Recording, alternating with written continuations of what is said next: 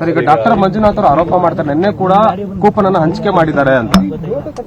ಈಗ ಅವ್ರ ಕೂಪನ್ ಹಂಚಿರೋದನ್ನ ನಾನು ಹೇಳ, ಅವ್ರ ಕೂಪನ್ ಹಂಚಿರೋದನ್ನ ಆಮಿಷ ಹೊಡ್ತಾ ಇದ್ದಾರೆ ಕೂಪನ್ ಹಂಚಿ. ಸರಿ ಕಣೆ, ಅವ್ರ ಕೂಪನ್ ಹಂಚಿರೋದನ್ನ ತೋರ್ಸ್ಲೇನಪ್ಪ. ಇದು ನಾನು ಹಂಚಿರೋದ? ಇದು ಯಾರ್ದಿದು?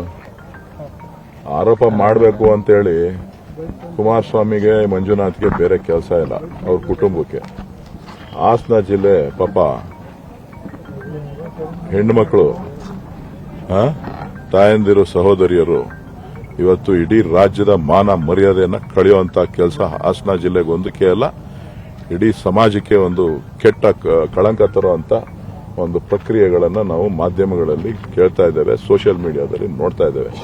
ಇದು ಅವರ ಕುಟುಂಬಕ್ಕೆ ನಾಚಿಕೆ ತರಬೇಕು. ಅದ್ರ ಬಗ್ಗೆ ಮೊದಲು ಅವರು ಹೇಳಿಕೆಗಳನ್ನ ಕೊಡ್ಲಿ. ಸುಮ್ಮನೆ ದಾರಿ ತಪ್ಪಿಸುವಂತದ್ದನ್ನ ಬಿಟ್ಟು ಮೊದಲು ಕಣದಿಂದ ಹಿಂದೆ ಸರಿಬೇಕು.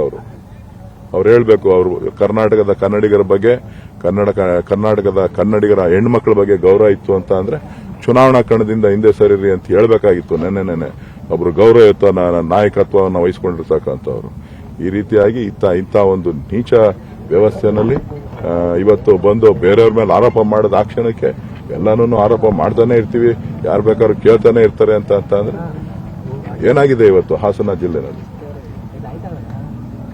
ಯಾರದಕ್ಕೆ ಉತ್ತರ ಕೊಡ್ತಾರೆ? ಮೌನ ಒಂದೇ ಅಲ್ಲ ಪರಿಹಾರ, ಬೇರೆಯವ್ರ ಮೇಲೆ ಆರೋಪ ಮಾಡೋದು ಒಂದೇ ಅಲ್ಲ ಪರಿಹಾರ.